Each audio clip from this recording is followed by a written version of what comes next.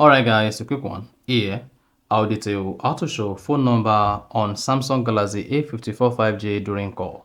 So if you have an incoming call on your Samsung Galaxy A54 5G, and now you want the Samsung Galaxy A54 5G phone number to appear so that you can easily identify who is calling, then this video is going to walk you through how to do this step by step.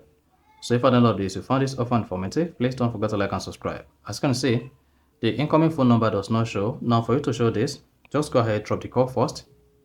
Go ahead and open the phone app. Locate and click on Recent.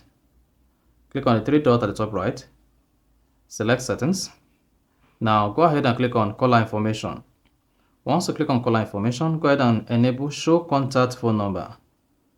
And then when next you have an incoming call on your Samsung Galaxy A54 5G, the contact phone number is going to show. You see that?